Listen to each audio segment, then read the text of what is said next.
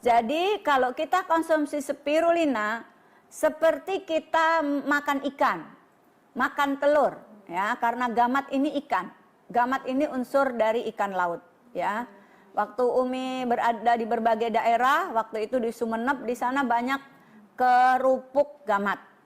Kalau Bapak Ibu jalan-jalan ke Bangka Belitung, di Belitung, Belitung, itu juga banyak sekali gamat. Di wilayah-wilayah perairan di seluruh Indonesia, karena Indonesia adalah negara bahari, negara kelautan, yang terluas di Indonesia ini adalah laut, maka tidak asing bagi penduduk Nusantara ini tentang gamat, ya, karena hampir kalau Bapak Ibu yang hidup di wilayah lebih luas lautnya, Bapak Ibu tidak asing dengan sup gamat, kerupuk gamat, cemilannya bahkan bisa jadi keripiknya tuh gamat. Waktu Umi di Sumeneb itu di kamar ada satu toples cemilan gamat dalam bentuk keripik kriuk, kerupuk. Jadi kerupuk tuh betul-betul gamat, ya. Betapa gamat ini sangat dikenal dan menjadi makanan bagi penduduk di berbagai daerah. Di HNI, gamat ini menjadi produk. Nah, spirulina itu di atasnya gamat dari sisi protein. Yang kedua, kita tentu sebagai manusia butuh serat. Nah, serat yang kita butuhkan biasanya kita makan sayur, kangkung, bayam, sawi, daun singkong, teman-teman nyebutnya pucuk ubi, ya. Nah, pucuk ubi, daun singkong, kita membutuhkan apa? Serat dari sana. Ya, jadi sayur-sayuran kita sangat memerlukan. Hampir setiap hari jangan sampai tidak ada konsumsi sayuran. Mau sayurannya dalam bentuk sayuran petik sendiri atau beli, sayuran batang seperti sayur kelor, ya, sayur pucuk ubi, sayur kangkung, sayur sawi, itu kita membutuhkan serat. Nah, spirulina memiliki itu. Spirulina ini memiliki serat yang sangat tinggi. Seperti Bapak Ibu tahu, spirulina warnanya hijau, ya. Nah, klorofilnya tentu sangat tinggi. Kemudian spirulina ini ada kandungan beta karoten. Yang Bapak Ibu tahu beta karoten ini ada dalam wortel. Dan jangan lupa beta karoten ini biasanya kan ya tidak hanya orange, ya, di kuning juga ada. Tapi Masya Allah, Allah berkahkan kepada manusia ini di dalam spirulina tinggi beta karotennya. Artinya kalau kita konsumsi spirulina tadi seperti makan telur, seperti makan ikan, karena proteinnya tinggi.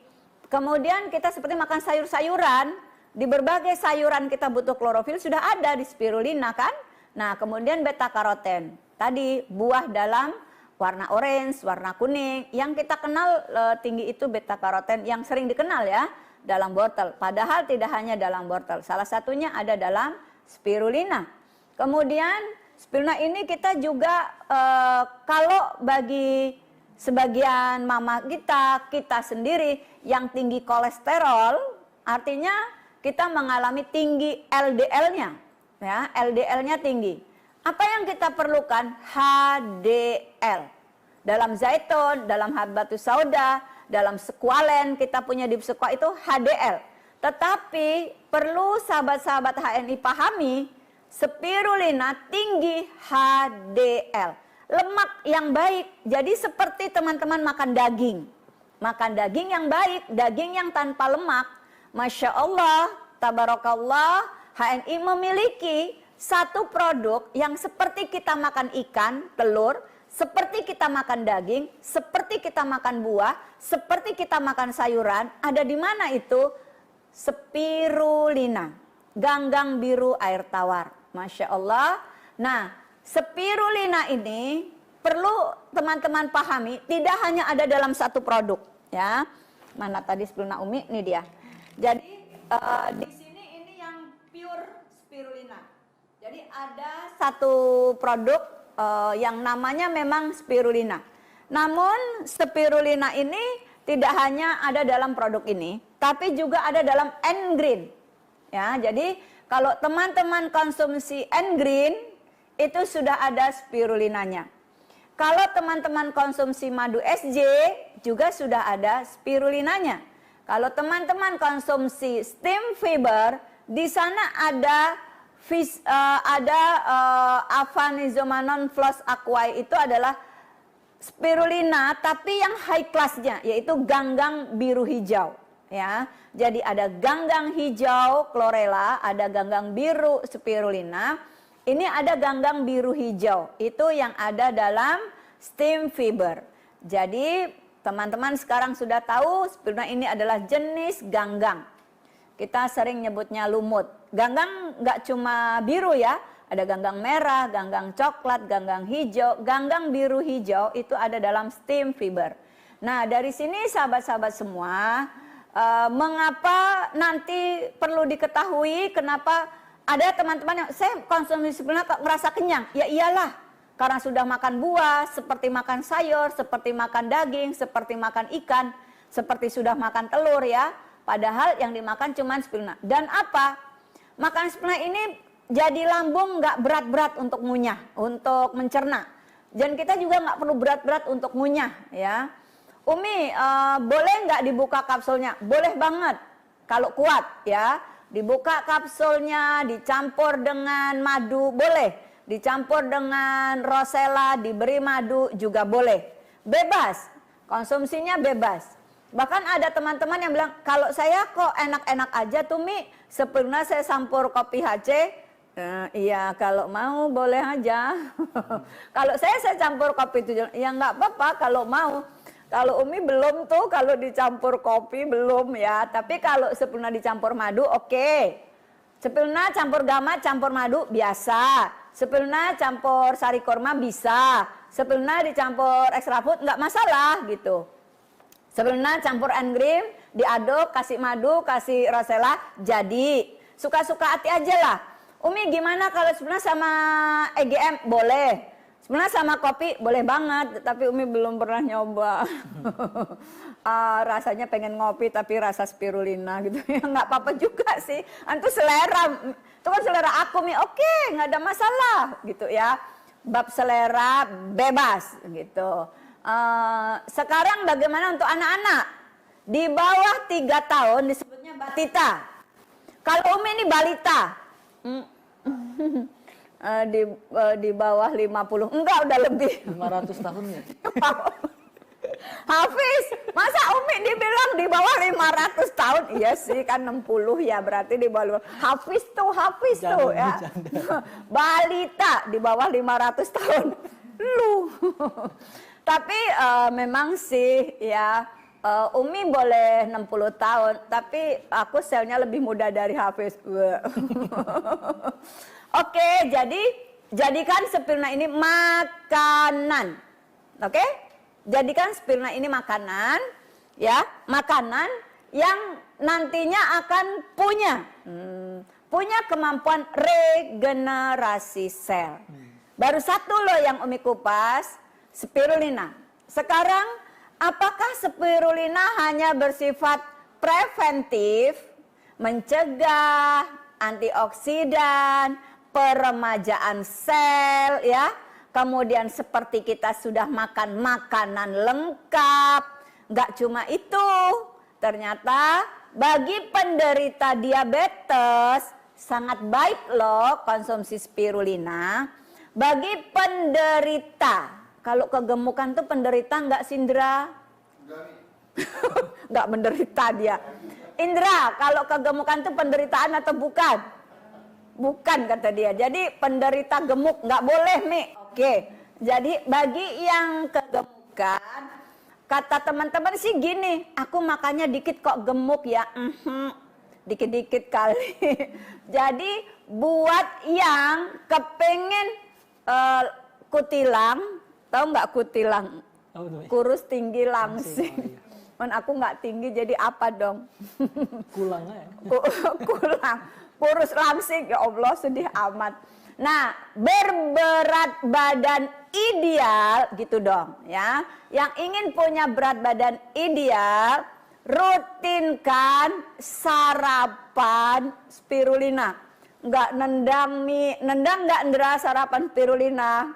Nendang Mi. nendang sambil ditendang. Nendang nggak konsumsi spirulina buat sarapan? Nendang sih, tapi masih tetap ketupat, lontong. Lontongnya boleh nggak Mi? Setelah spirulina ya. Spirulina dulu 30 menit atau 1 jam, baru ketupat, baru lontong. Kalau spirulina bareng lontong, spirulinanya KO. Tahu? Enggak keserap. Jadi perut kosong, konsumsilah spirulina kah, steam fiber kah, EGM kah, zaitun kah. Nah, itu keserap. Dan kalau kita konsumsi spirulina itu, nanti badannya kayak pramugari, kayak dari gitu, kayak dari. Jadi waktu belum makan spirulina kayak Umi, setelah selesai makan spirulina kayak dari. Wow, cepet amat nih. Nah jadi Indra, sarapan pagi spirulina ya, nanti biar kayak pramugara. Apa Indra sih yang dibahas? Nah, bagi yang belum kenal Indra, cari yang namanya Indra. Kemudian spirulina ini mengenyangkan tanpa harus di piring itu ada nasi, ada bergedel, ada sayur oncom, tanpa harus ada apalagi ya, tempe, tahu. Tapi itu juga boleh, tapi entar jam 12 ya. Pagi spirulina dulu. Sehingga apa? Tubuh kita ini nutrisinya sudah tercukupi, gizinya tercukupi, tapi perut kita enggak maju gitu. Ini enggak maju Mi, cuma kemajuan dikit. Oh ya, dikit-dikit maju banget lama-lama. Oke, jadi mulai sekarang sarapannya apa? Spirulina atau steam fiber atau zaitun atau madu atau EGM. Banyak ataunya Mi, kan pilih sesuai yang ada dalam saldo Anda, stokis Anda, dompet Anda. Oke. Nah, apa yang didapat kalau kita konsumsi spirulina? Ternyata penderita diabetes kalau rajin konsumsi spirulina, luka cepat sembuh. Masya Allah, Masya Allah. Kalau ada luka cepat sembuh. Karena apa? Sebenarnya tinggi klorofilnya. Dulu waktu SD, mungkin pas di pelajaran ini pulang atau bolos atau nggak masuk. Kalau tubuh kita banyak makan sayur, tercukupi klorofil dalam tubuh kita, sayuran hijaunya, buah-buahannya. Kalau ada luka cepat sembuh. Yang punya luka hati, apa Mi maksudnya Mi? Yang punya hepatitis, yang punya bronkitis, yang punya faringitis, laringitis, yang punya gastritis, yang punya meningitis, yang punya dermatitis. Karena spirulina ini anti alergi. Dermatitis itu alergi pada kulit, sampai infeksi-infeksi gitu. Sinusitis itu alergi pada hidung, sampai radang-radang gitu. Kemudian radang pada paru, bronkitis, radang pada lambung, gastritis. Apalagi tipes, tapi jangan tipis ya. Itu tipes, jangan semua is. Tipis ya Mi, enggak tipes. Jadi klorofil dalam spirulina ini anti peradangan sangat tinggi. So, konsumsilah spirulina di pagi hari. Sehingga kalau ada luka dalam tubuh, nanti malam cepat untuk perbaikan regenerasi sel.